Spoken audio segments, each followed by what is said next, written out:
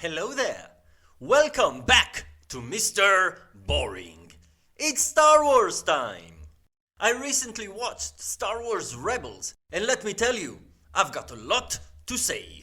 But before we dive in, don't forget to hit the subscribe button and ring the notification bell, ding ding ding, so you never miss out on any boring content. Alright, let's get to it! I watched Star Wars Rebels and I liked it. I really liked it. Star Wars Rebels is a fantastic addition to the Star Wars universe. There's so much to love about this show.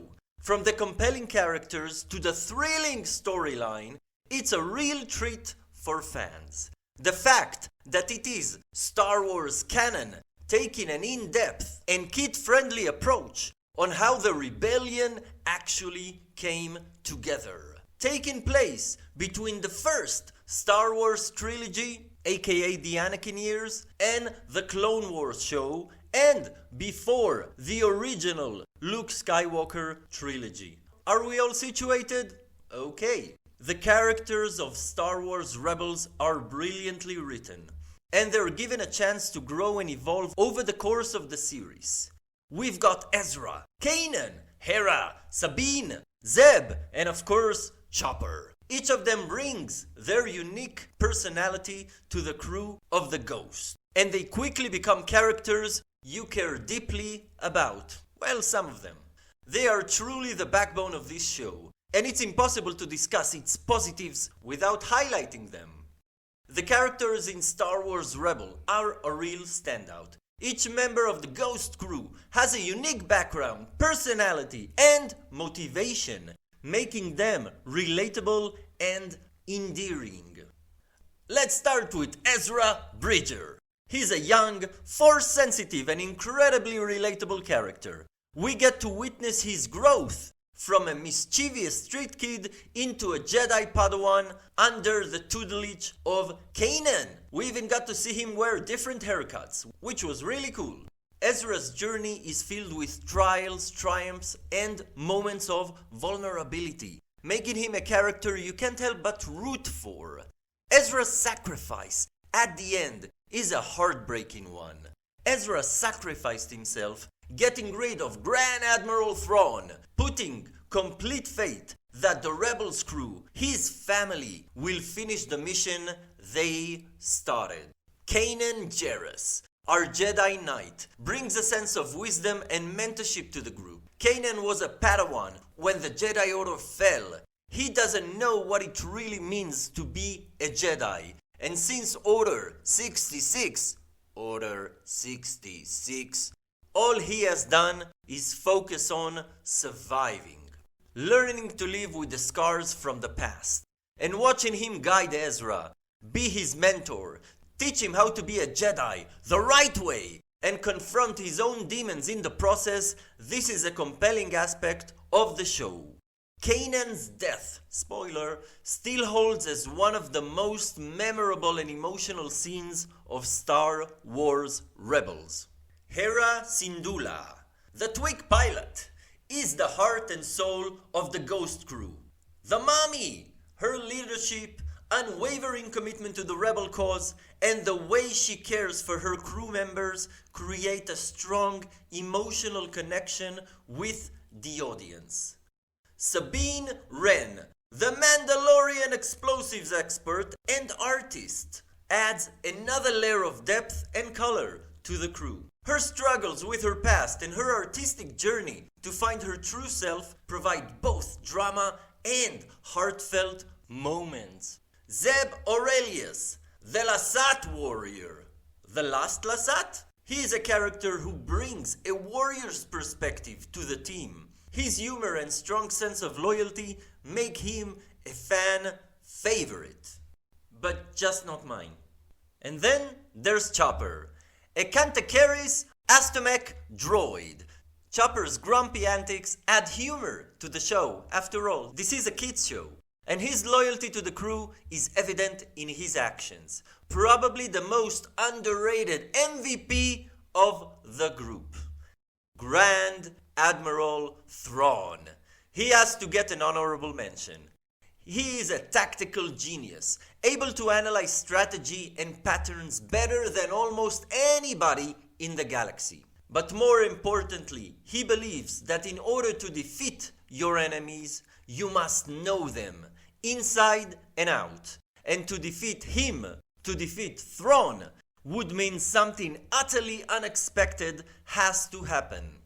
A la space whales going on hyperspace to parts unknown.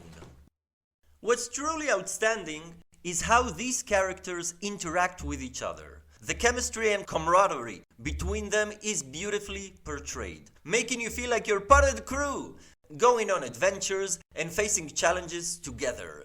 Their development as a family is one of the most heartwarming aspects of the series. The depth of these characters and the way their relationships evolve throughout the series are some of the strongest points of Star Wars Rebels. You'll find yourself emotionally invested in their journeys. Well, in some of them at least. There was definitely some filler to get from one point to another. But this show gave each of our beloved rebels their time to shine, in episodes focusing about their personal growth, evolution, acceptance, and believing in the cause.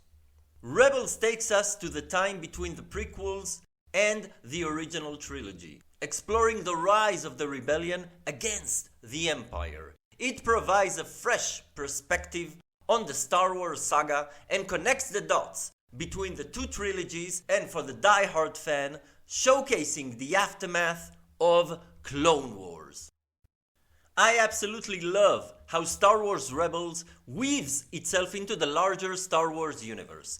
Characters like Ahsoka Tano, Darth Vader, and even Yoda make appearances, making the show feel like a seamless part of the canon.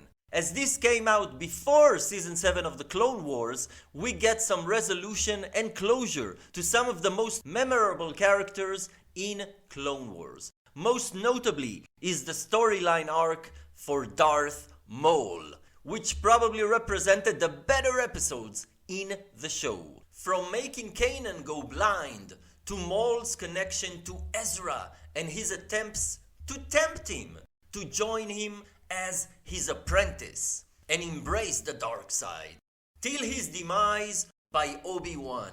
This was a short but an oh so sweet last fight between the two old foes. And by the end of the show, it coincides with the fall of the Empire, the resolution of all of our beloved characters, and seemingly giving us, unknowingly at the time, the opening scene for Ahsoka, which was a neat time, and raised general excitement across die-hard fans as those characters were being brought to life. Now, let's be fair, no show is without flaws, and Star Wars Rebels is no exception. So yeah, let's talk about the animation style.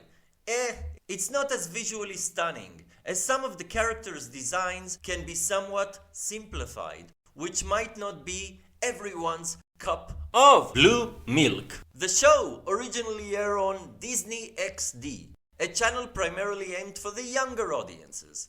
Some fans may have been put off by this, so you do have a lot of kid-friendly storylines, character growth, and moralities learned by the end of an episode, thinking it should cater across different age groups, young and older Star Wars audiences. But I'd say, don't let that deter you. The show's storytelling and character development can easily be enjoyed by Star Wars fans of all ages, as long as it's being taken under the Disney XD framework and context. The width of the lightsabers in Star Wars Rebel. I mean, how thin is too thin? They are way thinner than what we're used to see from a Star Wars release, which takes a bit of getting used to. Ezra even joked about it in the Ahsoka show. The blade emitter's too narrow. Star Wars Rebels is a recommended watch for any Star Wars fan if you feel like getting into the myth and the layers within the Star Wars galaxy. The compelling characters, the rich storytelling, and the way it ties into the larger Star Wars universe make it a true gem. Maybe unpolished at times, but a gem nonetheless.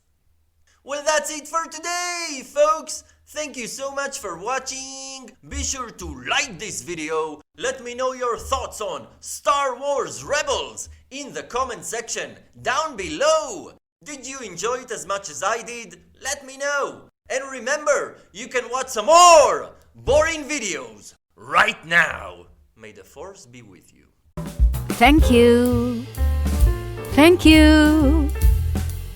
Thank you. Your kind words are appreciated!